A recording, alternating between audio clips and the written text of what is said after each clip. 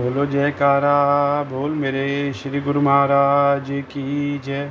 बोलो मेरे श्री नंगली निवासी भगवान की जय।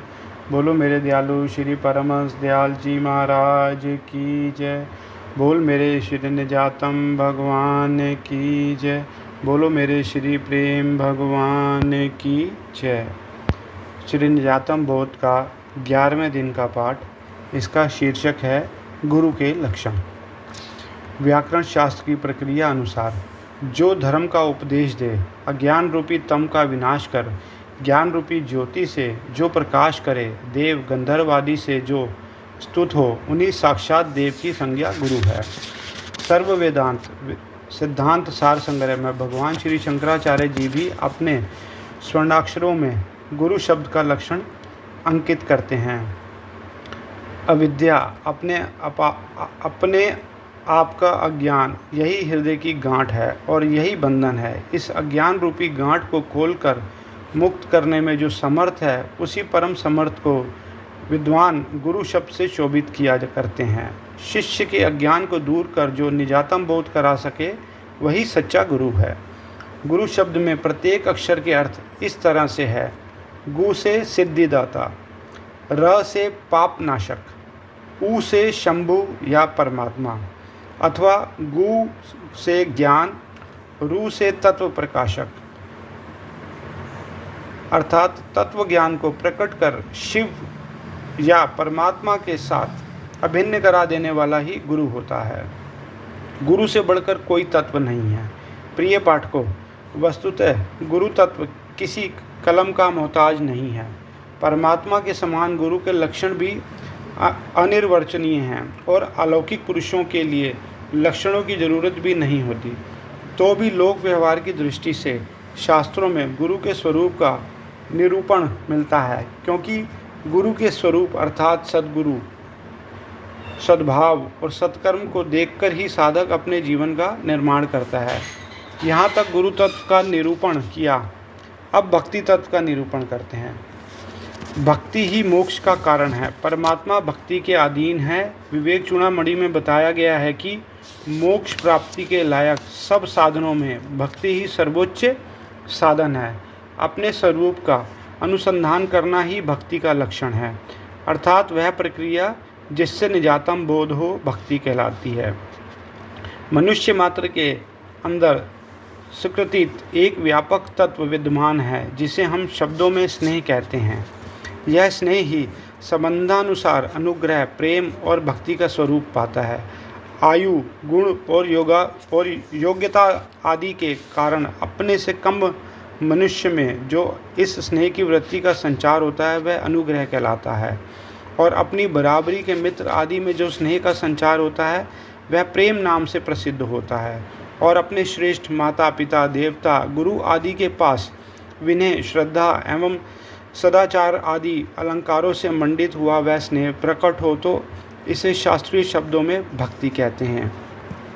एक आचार्य ने उपर्युक्त भाव को यूँ दर्शाया है: कल्याण गुणों के ज्ञान से उत्पन्न हुए अपने सारे संबंधी जन तथा पदार्थों से क्या प्राणों से भी कई गुना अधिक, हजारों विघ्न आने पर भी ना टूटने वाले अत्यधिक सुदृढ़ गंगा प्रवाह के समान अखंड स्नेह के प्रवाह को भक्ति कहते हैं। अर्थात जो अखंड परिपूर्ण स्नेह धारा अनन्य भाव से परमात्मा देव की ओर प्रवाहित होती है, उसे भक्ति कहते हैं। अनन्य प्रेम, बस यही भक्ति है।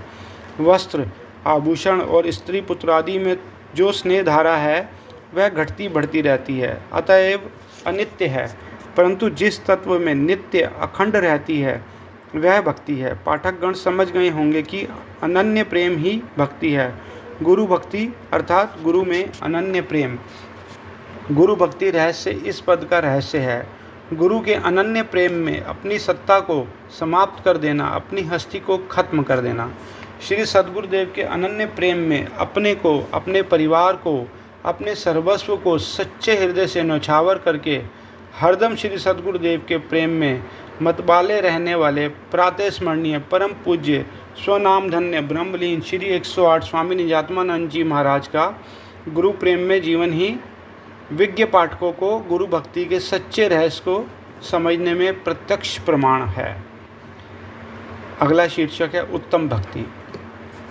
मैं आपका शिष्य हूँ, मुझे अपने शरणागत को शिक्षा दीजिए। मनुष्य जन्म बड़ा दुर्लभ है, जिसने इसको पाया है वे धन्य है। मानव जन्म मिलने पर भी इसमें भक्ति तो अत्यंत दुर्लभ बताई गई है। अतः बादलों में चमकने वाली बिजली की तरह क्षणभंगुर इस मानव जन्म को पाकर भक्ति पूर्वक इष्ट का भजन करना चाहिए। जब तक बुढ़ापा नहीं आता, मौत का भी जब तक घंटा नहीं बजता, इंद्रियां भी जब तक शिथिल नहीं हो जाती, तभी तक इष्ट की भक्ति कर लेनी चाहिए। यह शरीर नाशवान है, क्षणस्थायी है। विचारवान मनुष्य इस पर कभी विश्वास नहीं करते। श्वास के बाहर निकलने पर क्या विश्वास, फिर आवे ना आवे। धन वैभव अत्यंत चपल है, संयोग का परिणाम वियोग ही है। यहाँ सब कुछ अनित्य है। यह विचारपूर्ण निश्चित रूप से जानकर गुरु भक्ति में तत्पर रहना चाहिए, परंतु यह भी स्मरण रखना चाहिए कि अधिकारी शिष्य बने बिना गुरु भक्ति सफल होती नहीं, सिद्धि शक्ति प्राप्त होती नहीं। शास्त्रों में अधिकारिण्य शिष्यम, अधिकारी शिष्य के लिए गुरु की कृपा प्रतीक्षा करती है। इस प्रकार योग्य अधिकारी शिष्य को ही पूर्ण समर्थ गुरु से लाभ उठा सकने का वर्णन किया है। अर्जुन ने भी अपने सद्गुरु भगवान श्री कृष्ण को जब शिष्य स्तेय मैं आपकी शिक्षा रूप कृपा के सर्वथा योग्य शिष्य हूँ, इस प्रकार पहले अपने योग्य शिष्य होने का विश्वास दिलाया, तभी गीता जैसे अमृत के पीने का पूर्ण अधिकारी बन सका। किमदिकम मानव को यदि आत्मकल्याण में सफलता प्राप्त करनी है तो पहले अपने को अधिकारी बनाना होगा। बोलो जयकारा, बोल मेरे श्री गुरु महाराज की जय, बोलो मेरे श्री निजातम भगवान की जय।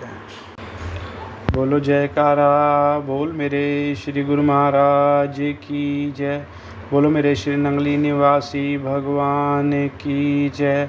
दयालु श्री परमहंस दयाल जी महाराज की जय, बोलो श्री निजातम भगवान की जय, बोलो मेरे श्री प्रेम भगवान की जय। श्री निजातम बोध का 12वें दिन का पाठ। आज का शीर्षक है अनन्य प्रेमी। गुरु भक्ति रहस्य प्रकरण में पाठक गण पढ़ आए हैं कि भक्ति का अर्थ है सच्चा एकनिष्ठ अनन्य प्रेम।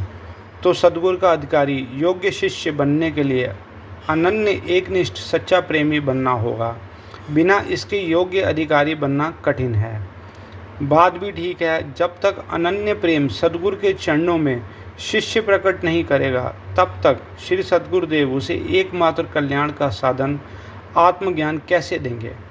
वेद कहता है ज्ञानादेव तु केवलम, मुक्ति केवल पद प्राप्ति ज्ञान से ही होती है। यह केवल्य पद प्रदायक ज्ञान श्री सद्गुरु कृपा से अधिकारी शिष्य होने पर संभव है। श्रीमद् भगवद गीता में भी लिखा है, जो पुरुष मुझ ईश्वर स्वरूप को अव्यभिचारिणी भक्ति योग अर्थात अनन्य एकनिष्ठ प्रेम योग अथवा अनन्य प्रेम भली भांति सत्वगुण रजोगुण तमोगुण रूप इन तीनों गुणों से छूटकर मोक्ष प्राप्त करने का अधिकारी होता है। हाँ, तो अधिकारी शिष्य का अभिप्राय है एकनिष्ठ अनन्य प्रेमी शिष्य, जो एकमात्र अपने सद्गुरु में सच्ची निष्ठा रखता है, अपने इष्ट से एकमात्र प्रेम करता है, संसार में और कहीं किसी भी पदार्थ में उसकी आसक्ति नहीं रहती, वह सच्चा अधिकारी शिष्य है। अधिकारी शिष्य या अनन्य प्रेमी बनने के लिए आवश्यक है कि और सब प्रकार के लगाव को, स्वर्ग इत्यादि आसक्तियों को अपने हृदय से दूर किया जाए। सब भोग पदार्थों में आसक्ति समाप्त हो जाए। यदि मन के किसी कोने में जरा सी भी किसी पदार्थ की आसक्ति बनी रही तो सारी साधना व्यर्थ हो जाएगी, सफलता मिलते मिलते रह जाएगी। एक युवक के मन में अपने पूर्व जन्म के संस्कारवश प्रभु चरणों में अचानक प्रेम जाग पड़ा। उसे प्रेम का रंग इतना चढ़ा कि उसका सब बाह्य व्यवहार अस्त व्यस्त हो गया। एक दिन उसके पिता ने उसे इस सब के लिए डांटा। तब उसने मन ही मन अपने प्रभु से प्रार्थना की कि इस घर में रहकर मेरा आपके चरणों में प्रेम निभाना कठिन है। प्रभु, मुझे इस नरक कुंड से निकाल कर कहीं अपने चरणों में आश्रय दे। उस युवक की सच्ची हार्दिक प्रार्थना को सुनकर प्रभु ने स्वप्न में कहा कि प्रातः नगर के बाहर वाले उपवन में तुम पहुंच जाओ, वहीं तुम्हें तुम्हारी भावना का समुचित उत्तर मिलेगा।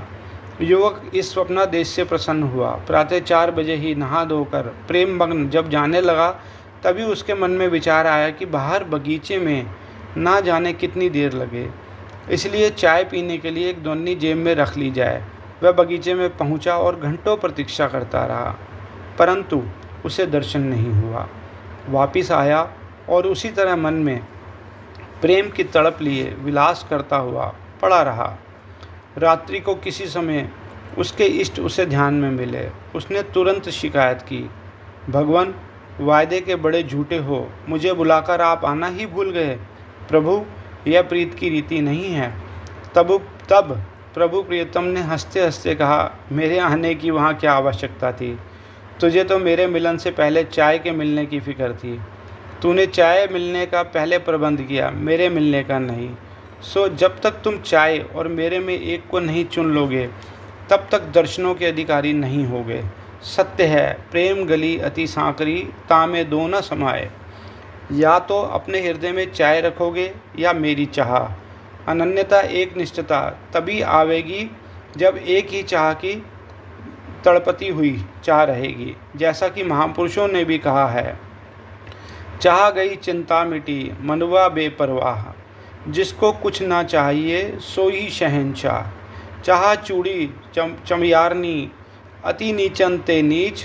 तू तो पूर्ण ब्रह्म था, जो चाह न होती बीच। ये चाह इसी तरह जीव को भटकाती है। जब तक चाहत रहती है तब तक चिंता भी बनी रहती है, और यही कारण है कि मन अशांत रहता है। अशांत मन ही एक से एक नई चाहत मांग बनाए रहता है। ज्यों ज्यों इसकी मांगे पूरी करते जाओ, त्यों त्यों ये और अधिक मांगता चला जाता है। बड़े बड़े राजा, महाराजा और शहंशाहों को भी मांगने पर मजबूर कर देता है। ये मन ही सबसे बड़ा मांगता है, मानो यह एक भिखारी है। यही बात विचारणीय है कि चाहत ने शहंशाह से भिखारी बना दिया। इसलिए महापुरुषों का यही कहना है कि इस चाह का त्याग कर दो। जब चाह नहीं रहेगी तो तू शहंशाहों का भी शहंशाह बना रहेगा, क्योंकि तू तो पूर्ण ब्रह्म है, जो चाह ना होती बीच। अपने प्रियतम की उपर्युक्त वाणी को सुनकर उसे पता चला कि मेरे में कितनी कमी है। एक मामूली चाय जैसी चीज़ के कारण मैं अलभ्य, अनन्य, देव दुर्लभ प्रभु दर्शनों से वंचित हो गया। तब उसने खोज कर अपनी समस्त आसक्तियों को दूर कर एकमात्र प्रभु प्रेम से ही अपने अंतःकरण को शुद्ध करने का दृढ़ निश्चय कर लिया। कहा भी है कि ए मन घर है पीऊ का, पीऊ बसे इस माही। दूजा कुछ ठहरे नहीं, यह खाला का घर नाही। अर्थात इस मन में केवल इष्ट का प्रेम ही रह सकता है, और विषय विकारों के प्रेम की इसमें जगह ही नहीं है। यह प्रभु का मंदिर है, खाला का घर नहीं है। प्रिय पाठकों ने इस सीधे सरल वर्णन से समझ लिया होगा कि अधिकारी शिष्य बनने के लिए शरीर की, परिवार की, धन संपत्ति की, मान सम्मान की, पद गौरव की, शान शौकत की, लोक परलोक की सब आसक्तियों को त्याग कर निर्मल शुद्ध मन से एकमात्र अपने इष्ट को प्रेम करना होगा। अनन्य, एकनिष्ठ, सच्चा प्रेमी बनना होगा।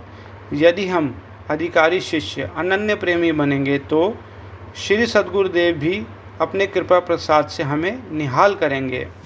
अपने आप को समर्पित करना होगा, तभी तो गुरुजनों का कहना है कि छोड़कर सब मिन्नते ले मुझ अकेले की पनाह, फिर तो अर्जुन मेरा जिम्मा तेरा बेड़ा पार है।